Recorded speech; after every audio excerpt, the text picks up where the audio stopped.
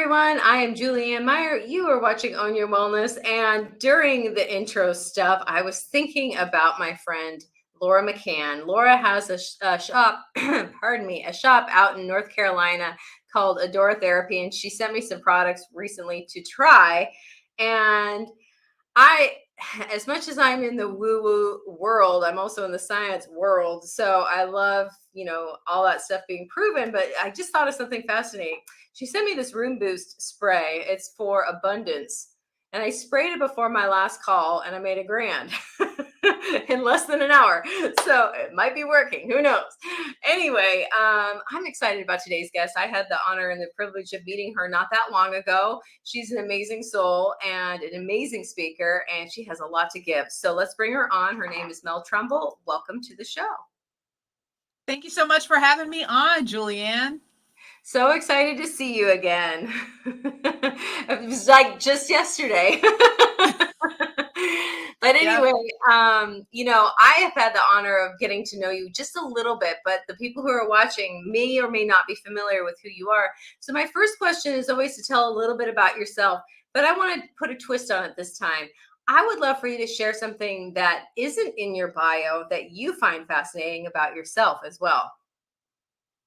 Okay, I will share this. I remember as a very small child, as in, I'm not sure I was walking or not steadily, being so excited and happy and just reverberating with excitement and just what's going to happen now. And I have always associated that feeling because it's almost like a cave brain feeling, because it's before I knew how to talk, before I knew how to, do the things. And that feeling, being able to remember that got me through everything. So I would say that is a very interesting thing about me. That's fascinating. I actually have a memory from before I could talk as well, and had to do with the Sears photos. My mom worked at Sears, and we would get family portraits done there. And I remember getting my picture done and thinking, I wish this was my bedroom because I was so excited about the background. But obviously, I didn't have words yet, so I just remember thinking, like, I love the space. Right. Yes. I've never met anybody else who at least talks about having those types of memories. So awesome. I love that. And so what else since that? You've been up to a few different things. I'd love for you to share a little bit more. Oh, absolutely. So I am a best-selling author, a speaker, a coach, a podcaster, all the things. And I got there by a way of decades of really misery and growing up in what I call a craptastic background. My parents were very young. Parenting wasn't what it is now with all the attention to the emotional growth and development of your kids. It was, more like line up and behave. And if you were someone like I am, who would rather climb a tree than be in a big group of people and did often do such things, I was a handful. And that and having so many kids, on the second of 9, and, they had more than they could handle. And this has led me through many therapeutic bouts with talk therapy and my own coaching and mindset work, through building a life that kindly could be called chaotic, right? I mean, a horrid marriage, number one, absolutely. Aces. Hurricane Katrina happens, perfect. You actually lose everything. Oh, why don't you marry the first person you date after that? Oh, cool. And so then when that was unraveling, I'm like, oh, well, I see the common denominator, ding, ding, ding. And along with talk therapy and, I've got depression and ADHD, all the stuff, anxiety.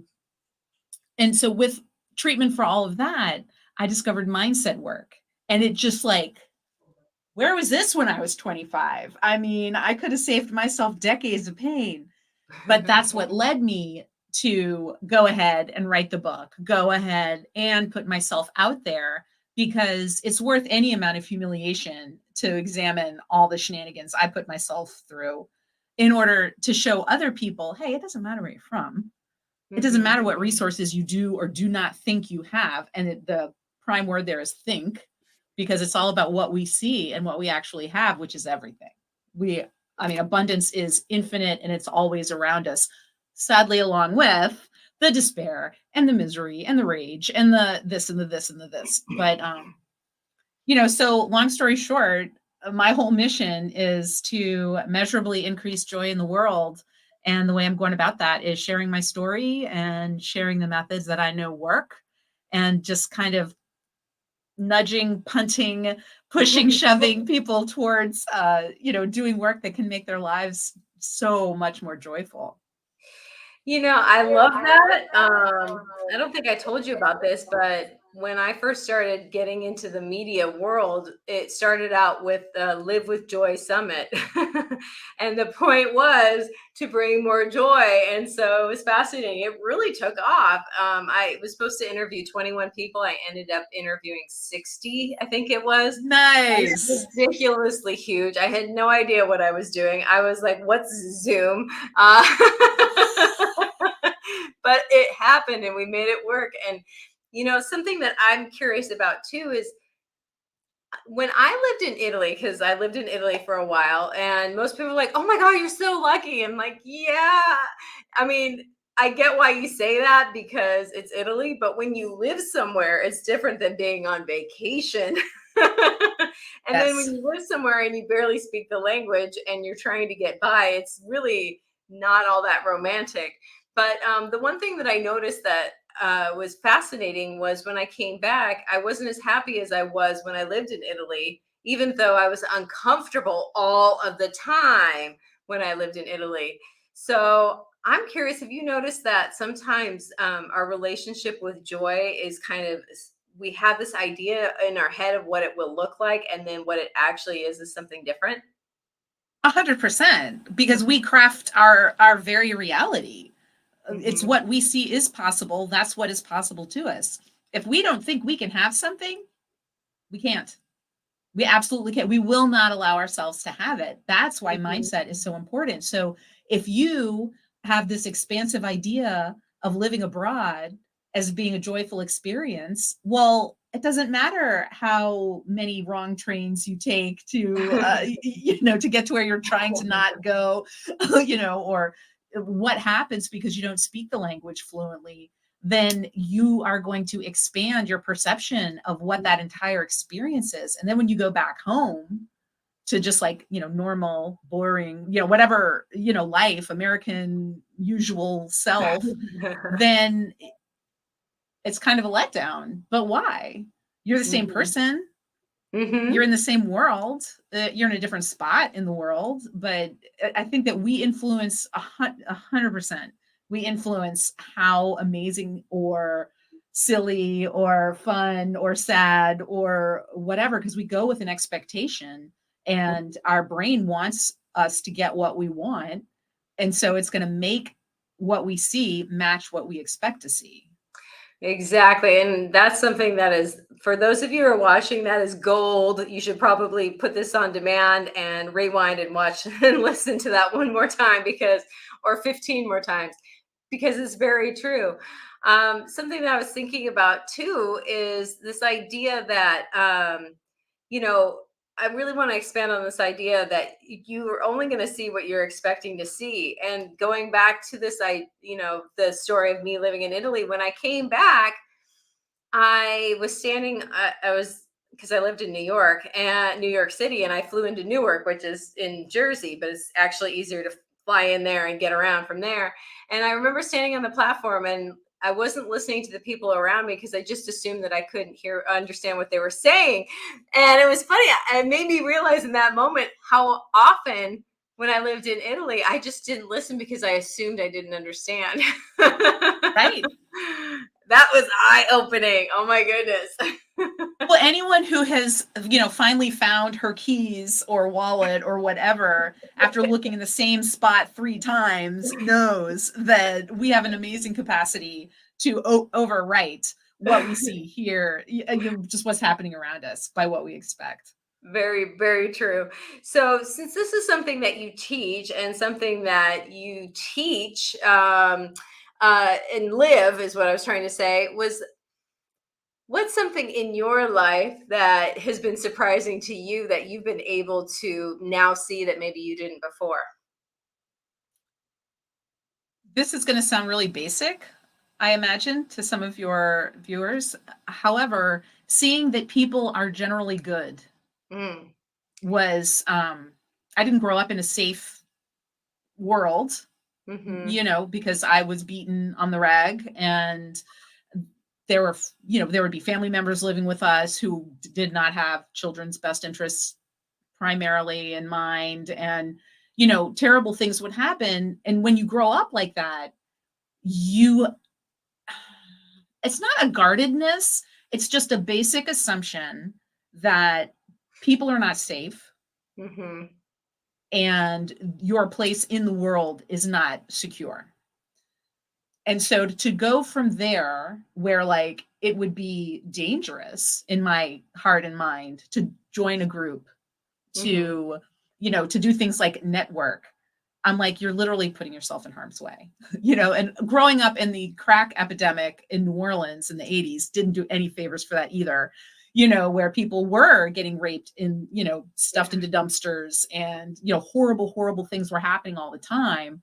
And so to go from there to where I am now, where I will, I'll throw an email to somebody just because I like something they said, and say, hey, I'd love to talk to you. Are you interested in being on my podcast? Or, how can we further a conversation to where we get to know each other, and not assume that other people are going to be out for my blood and be out to harm me, not just in a physical capacity, but as far as reputation, or, Mm-hmm. try to denigrate me and speak ill about me. Like, that's not, like, this is my now normal. It's Mm-hmm. flippin' remarkable. How did was I a misanthrope? I'm not sure. Like, I had so much evidence that the world wasn't a great place. And I was just like, okay, cool. I'm gonna be over here writing. Y'all do you. I'll be over here. Well, that's probably why you like to climb trees too, just to get away. That's fair. 100% fair. It's plus if you're growing up in that environment, it's wired in before you have an understanding anyway.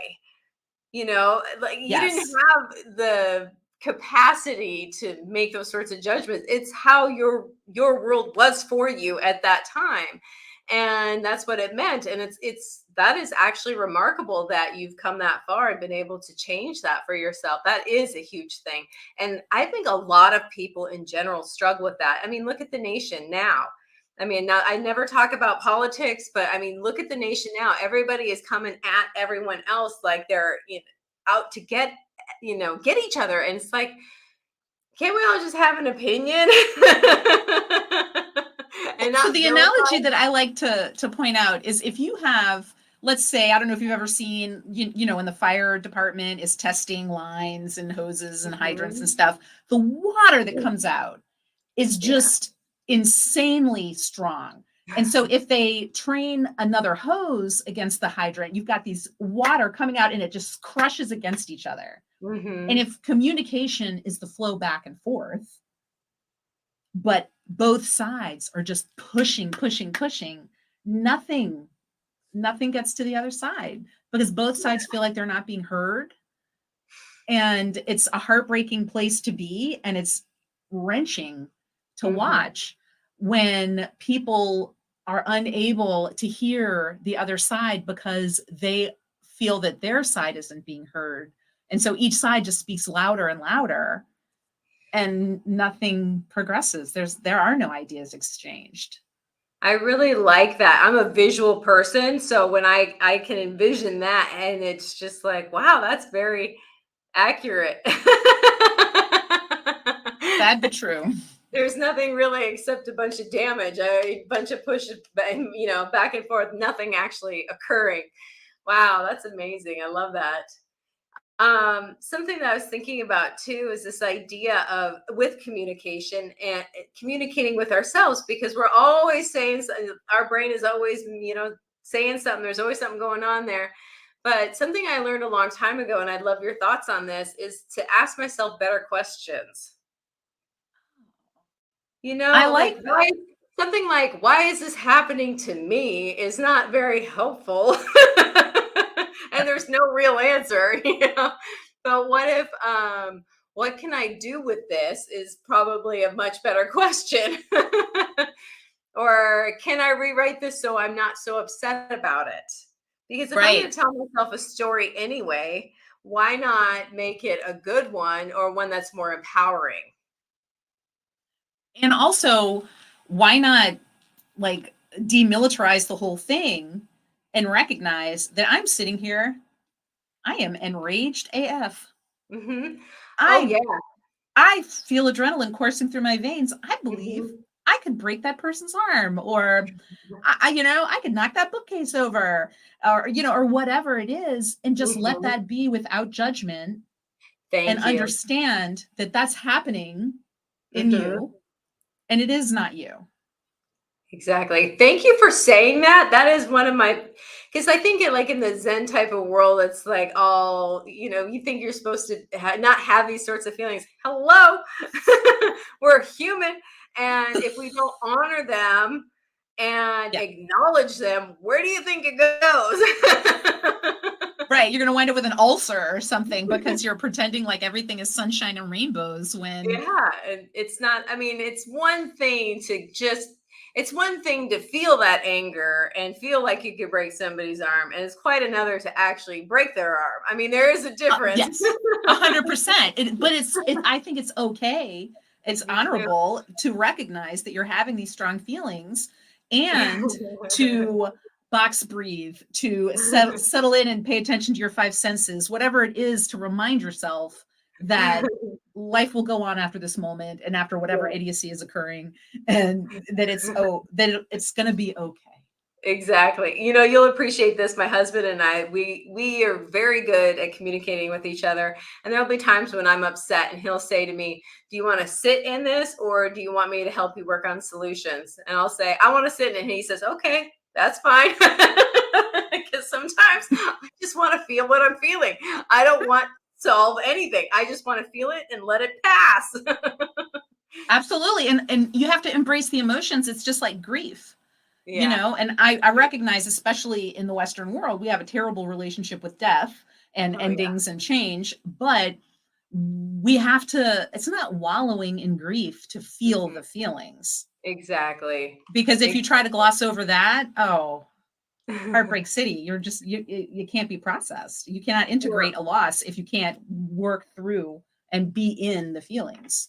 exactly. Oh, I love that. On that note, it is time for us to go to a commercial break. So we're going to be back in just a moment.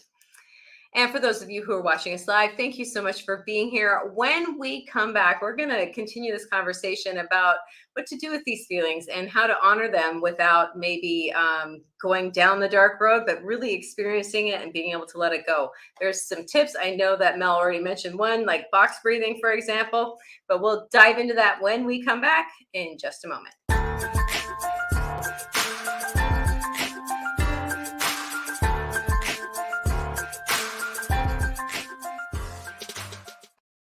When drug or alcohol addiction take over, things begin to disappear. Your friends, your family, and eventually, you. Recommended by Dr. Phil, New Method Wellness can help get your life back with individualized treatment plans for dual diagnosis clients. New Method Wellness provides the most highly credentialed treatment in a safe and welcome environment. Call New Method Wellness for your free consultation and ask about our national accreditations. Together, we can put the pieces back together.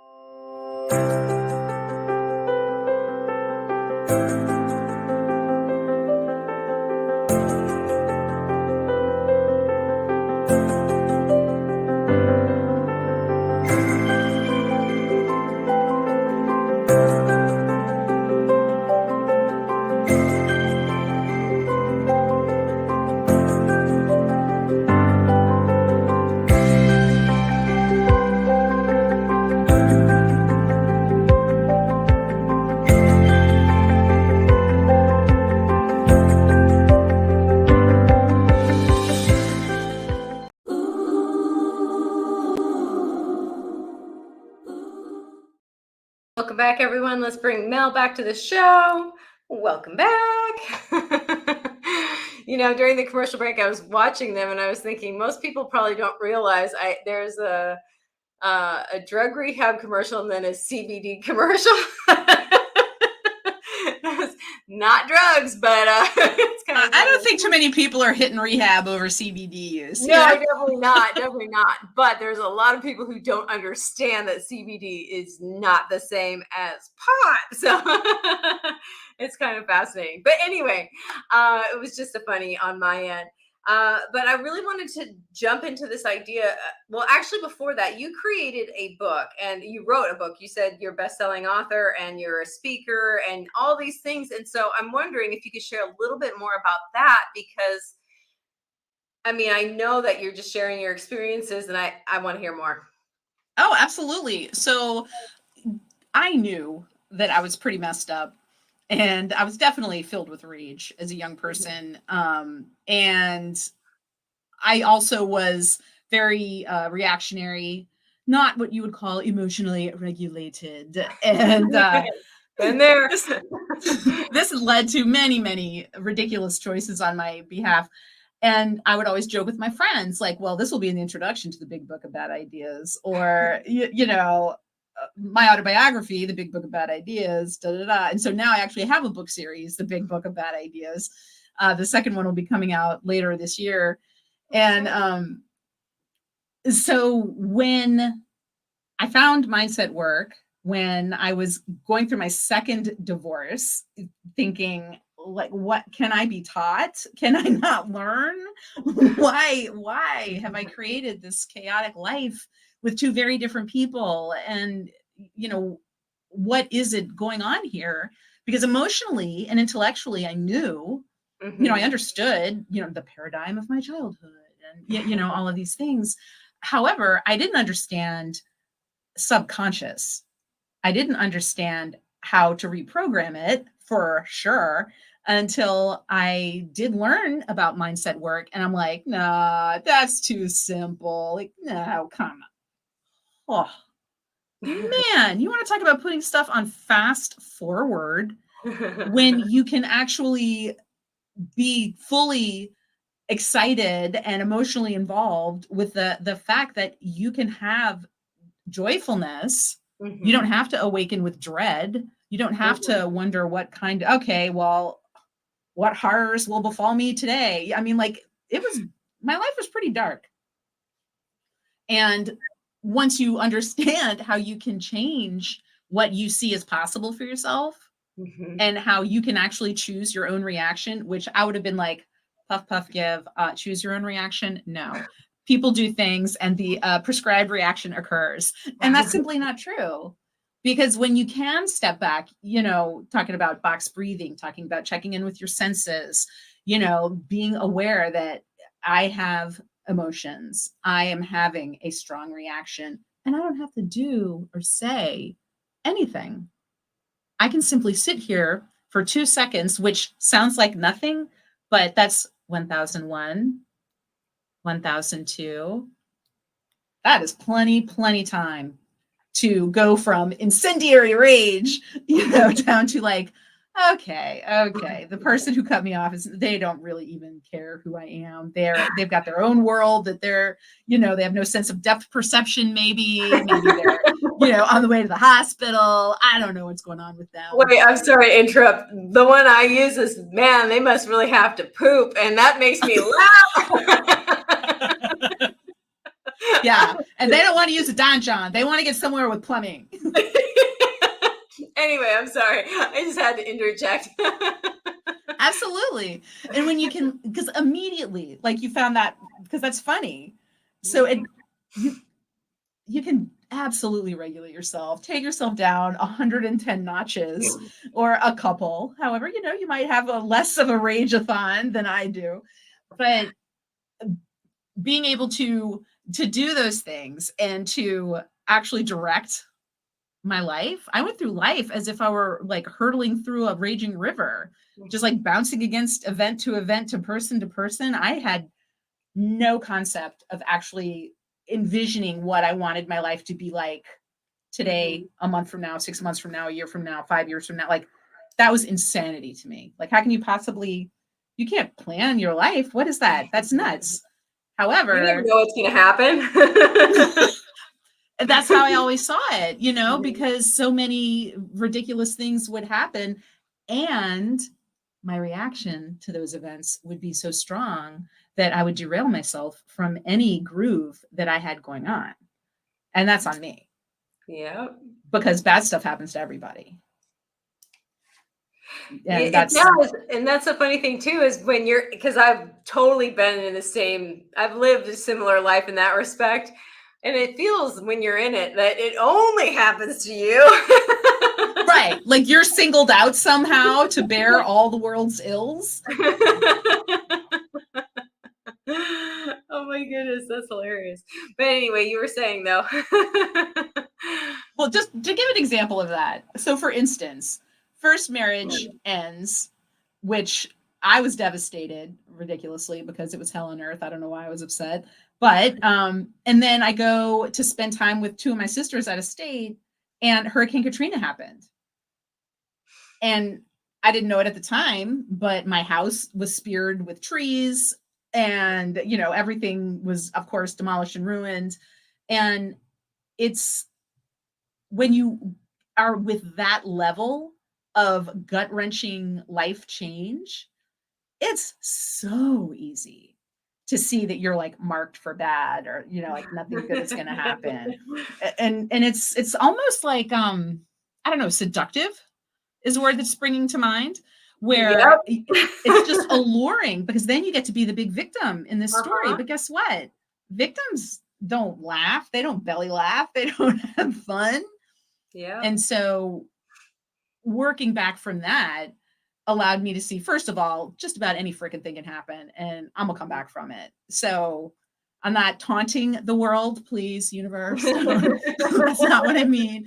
But when we have proof of our own resilience and we can rely on that, and here's the news: you're alive listening to this right now. So you're resilient. Exactly. You've been through some stuff.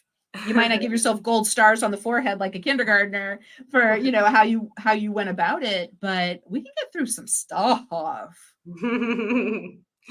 Yeah, that's true. It's very true. And I just like this idea too of, going back to this idea of the seduction of it. I remember, because my mom passed away when I was 14, and that was just the tip of the iceberg. I went through a lot of drama and trauma as a child as well. And I remember I was in high school, and it was fascinating to me because I remember I had like a download. It just hit me all of a sudden. I realized I'm addicted to sadness. It felt comfortable. It felt safe. I was familiar with it. And I knew it, and it gave me, an actual comfort to feel sad. And once I realized that, I was able to let go of a lot of the, being a victim. Yes, stuff happens, but it doesn't have to define me. And that's gorgeous that you were able to recognize it, because that feeling of home and that feeling of comfort, like for you, you're saying it was sadness. For me, it was chaos. Yeah. Yeah. And so when I would meet people, whether it was someone romantically, as a potential partner, or as a friend, a coworker, or whomever, when I clicked and felt really secure and like, this is my people, they were effed up as hell. It was not, they were not good but that was home. It's what you knew. I mean, it's what you were familiar with. So of course, you're going to be attracted to that. But I think a lot of people, and I worked in addiction recovery. So a lot of people, when they get sober, the biggest problem they have is being so bored because it's so normal that they don't really quite know what to do because they're used to all this chaos that no longer exists. And it's like they start creating it in their lives again because that's what they're used to. 100%. And so like my remedy, I'm looking around, I make these huge paper flowers. I mean, they're ginormous. Like if I don't find another outlet, I'm going to not have any more wall or ceiling space. Like, but they're really great. If anyone's doing podcasting or any kind of recording, they're excellent for helping that like echoey bounce sound. They're really good at that. Oh, I like that. But, and I do think that is a risk when you become emotionally healthy, and then you're like, well, so this is just it. This is like, so there's no crises to like put me on high alert. I don't need to be hyper vigilant. Like now what? Yeah, start writing your book. It's like going to the moon. Now all of a sudden going to Utah doesn't seem all that exciting. Exactly. And we get to choose how we're going to spend all of that energy to build us up and to not prop us up in a way of like coming from a space of weakness, but to support us in having this gorgeous, rounded, juicy life where we can do all the things. If you've got an internet connection, hang on a second, you can do a heck of a lot and it's hilariously fun and you get to impact other people's lives. Exactly. Since you are, I'm just going to call you the queen of bringing joy. We talked a little bit about how it's okay to feel the anger, to feel all the things. It's okay to feel it. But at least for me, there comes a point when I'm ready to move forward and not, like let it go. Just bring back some of that joy into my life and choose differently for myself. Choose different emotions, choose different actions, choose differently. What are some things that you do? And this is a personal question for yourself to bring joy into your life. Well, there's a reason I'm always talking about box breathing and checking in with your senses, because I do that multiple times a day. The box breathing is amazing. And this is breathing in for a count of 4 and a count of 4 seconds, which is slow, right? Like watch a clock. It's a bit. And then you hold it for 4, release through your mouth for 4, hold for 4, and you repeat it. And if you do it several times, it resets your limbic system. And that's that fight, flight, freeze, fawn, instinctive cave time reaction to danger. Because our brain doesn't understand if danger is someone being ugly to you and cutting you off in traffic, or if it's somebody who, saber-toothed tiger is going to jump on you and you're going to actually be dead. It's like, just like danger, we will protect you. And so doing that to reset it, it then allows you to think, because you're not in an emotionally reactive state. And so then I can look around and be like, okay, well, I can see why that triggered me and why I think that person is, the second coming of the devil or whatever, is happening. But let's think about this. Why might they be doing whatever it is that just drove me up a wall a second ago?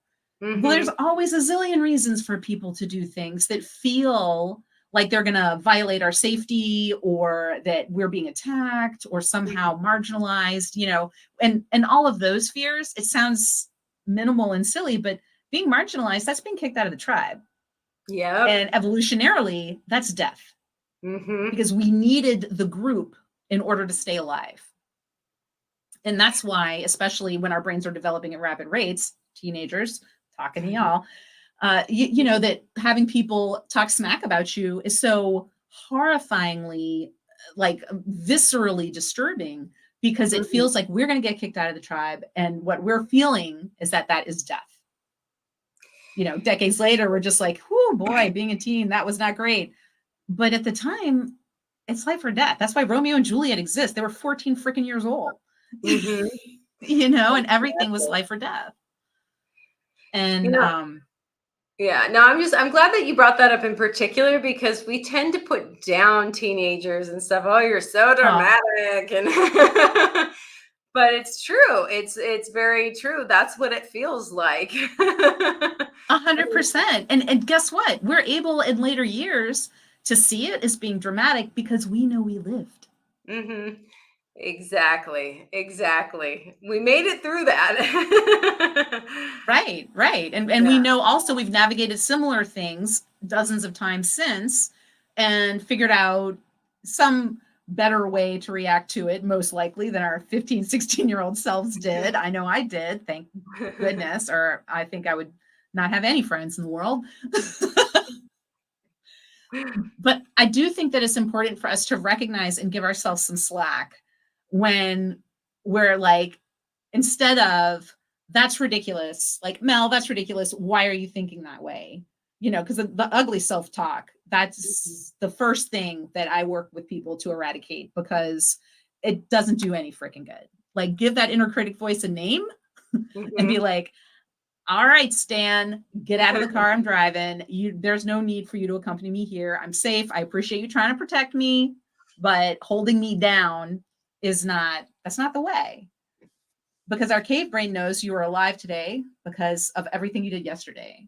So it doesn't Mhm. want you to do anything more than that.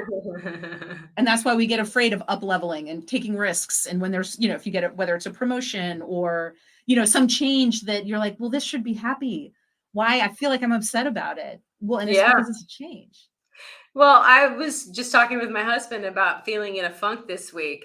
And I literally have no reason whatsoever, except things are going exceptionally well and leveling up. And so I think it has everything to do with it. 100%. And there's a saying, like in coaching, they say new level, new devil, but it's not a new devil. It's the same devil with like some, dime store costume. It's Yeah. like the same devil, but with a Little Red Riding Hood cloak on, trying to tell you that you're not worthy, that you're not this or that. And Exactly. Oh, it's it's true. It's true if you interesting. let it. Yeah, this is true. All right. Well, we do have to go to one more commercial break. So we're going to be back in just a minute. And I said hello to everybody who's watching us live. Hello to everybody who's watching us on demand. You're welcome to be here too. And we're glad that you are here. And when we come back, we're going to continue this conversation. We're going to dive a little bit deeper into bringing joy into our lives and choosing our reactions because that is possible. And also what it looks like to work with Mel. We'll be back in just a minute.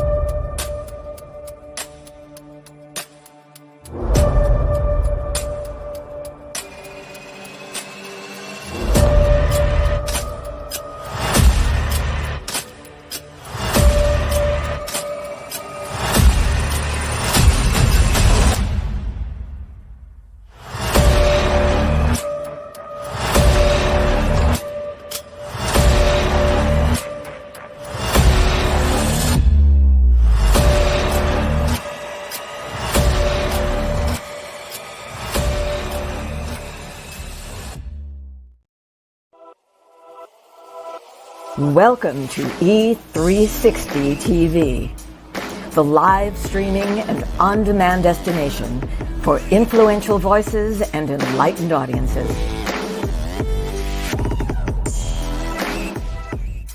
We offer trending, grassroots, and purpose-driven content across a diverse range of interests. E360 TV is more than just watching programs. We offer the ability to interact with live shows connecting audiences to real, authentic influencers and storytellers while streaming to millions of devices.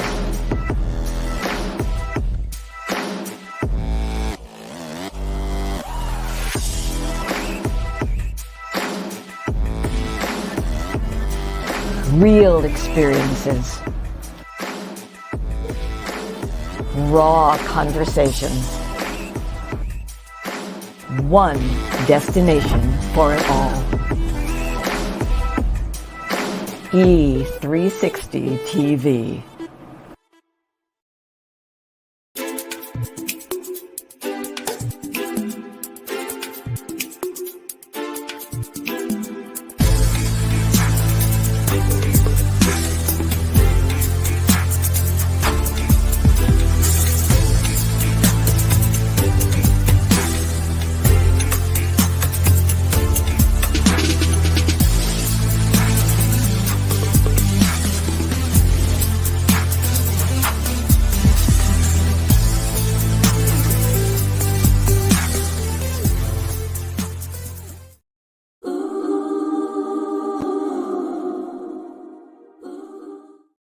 Welcome back, everyone. Let's bring Mel back to the show.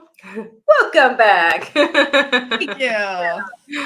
So during the commercial break, I was thinking about this whole idea of joy. And, there's a lot of words out there like happiness and joy. And for me, there's a difference between happiness and joy. And I'm curious if there is for you as well. Definitely. I think that you can be happy and that can be very smooth. And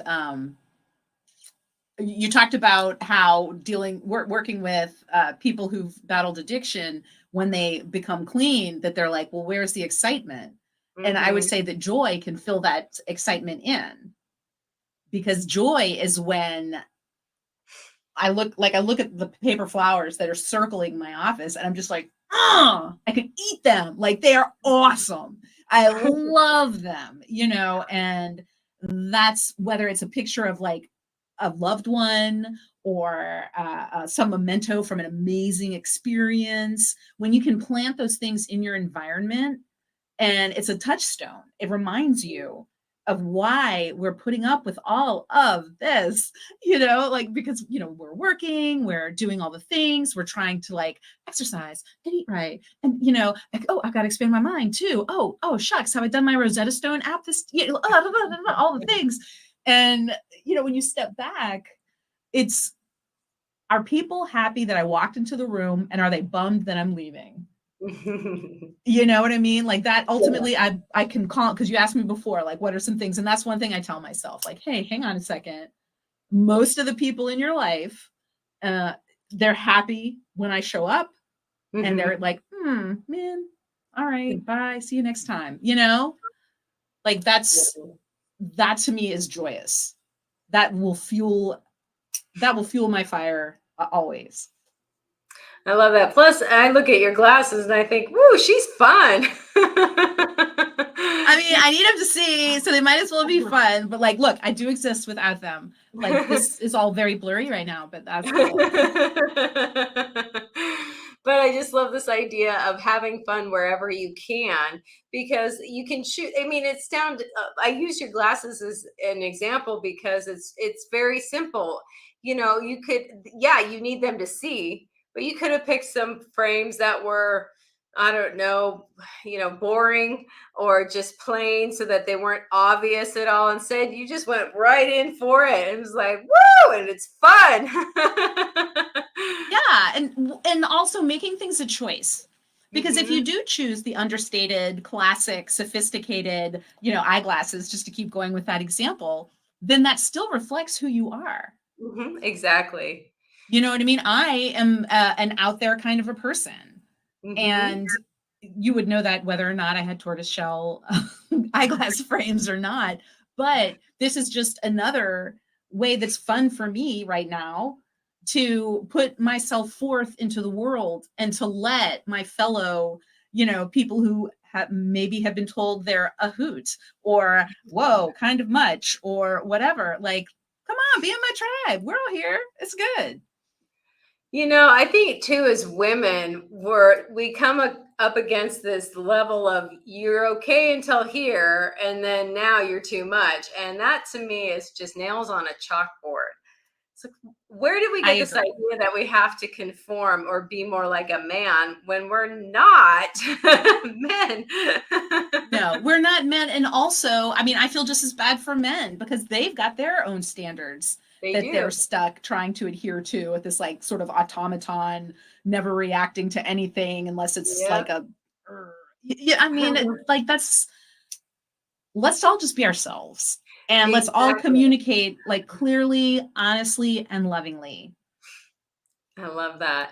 So my question too that it's been percolating for a while and I've been wanting to ask, but you discovered the idea of using your mindset for as your superpower, which is amazing, and most people don't really realize that our thoughts are energy and everything starts in the energetic world. So if you can get a hold of that, then you've got a bigger chance of success in life all around, and most importantly, in happiness and joy.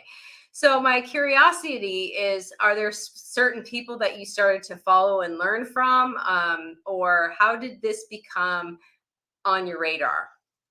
Alan, I think it's Alan Dyer or Wayne Dyer. He is the Wayne. person who came up with cognitive therapy, and this is like the first. This is a book written in the 60s, maybe 70s, not I think new. the 70s. Yeah, not new. Uh-huh. And it was just all about how our perceptions frame whether we're happy or sad.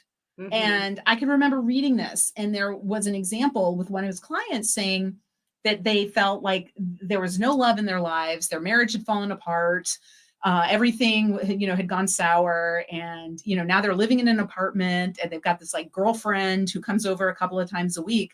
And I can remember reading, and he asked the client, like, well, why do you think you don't have love? You do have love. Mm-hmm.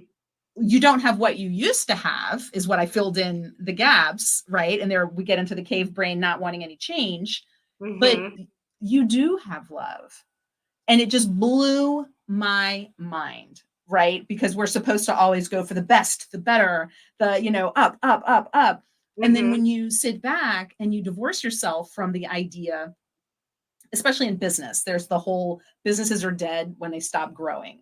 It's like a shark. You've got to keep moving, growing. And I've always not really been able to place why I didn't like that until I dug further into mindset work. And the reason is because that means you're never satisfied. Mm-hmm. And I don't think that there's anything wrong with, I'd like to be better today than I was yesterday. I mean, that's fine. I get it. Like I do too. However, I do think that when you look at what you have and you discount it, especially when you're comparing yourself to something that no longer exists or that you don't understand, i.e. somebody else's life, then you're just creating the perfect opportunity for you to be disappointed in how you live and to have a negative outlook on what you do have. So I suppose that's a very convoluted answer or a way to address the point that you bring up, saying that we see what we see. I can look at this plant that's next to my monitor and I can be like, meh, looks a little sparse. Or I can look at it and be like, go, Mel, like you've kept that sucker alive for years. I mean, and they're both true. But one kind of gives me a kick because I can kill me some plants, y'all. Like we've got this beautiful bay window, and my partner, God bless him, he keeps orchids, which are some pretty finicky things, and they're beautiful. I mean, but they're gorgeous, and they just flourish, and they're gorgeous and everything. And I had the little watering thing, and I was going to do it. He's like, I'm happy to just be in charge of this. And I've been alive long enough to know, like, that's a weird thing to say. Why would they be saying it? Oh, they don't want me to do this. I was like, okay, cool. And then I wondered why until I looked at this very sickly, it looked kind of like crispy potato chips, but it had been an aloe vera plant that I had thought needed sun. And so I like put it in the glaring sun. But sorry, that was a little courtesy of ADHD. A little sidetrack. Very similarly, so I get it. That's how we end up down the path wherever it's now. Right, it always makes it delightful. But with mindset and seeing what we see and giving ourselves a second to determine how we are going to view it, and we do have a choice. And that's when we move from that initial reaction to giving ourselves space to respond. I love that. I love that. That's a beautiful gem, the space to respond. I hope everybody watching really hears that, because I know personally that I was stuck in the, what do you mean I get to choose my response? And I really didn't believe that for so long. And now I realize, oh, I actually do have control over that. It's wild. And if you think of when you have this whole array of different emotional reactions and indoctrinated responses to things, when we step back from that and say, like, okay, well, what if that's not true? Yeah, exactly. What if it isn't? What could be true? Exactly. Yeah. What could what could be true? What else is possible? Or why do I assume this is true, is the one that I have been asking myself lately. Why do I assume this to be the absolute end all be all? Right. Like because my mind is just so amazing that I am never wrong. Please, I put my keys in the refrigerator last week. Like I've done that. You know? I've totally done that. That's funny. But anyway, we were almost out of time. We only have about 2 minutes left. I'm just curious if there's any final thoughts that you'd love to share with the audience, maybe something new, or even if you want to reiterate something.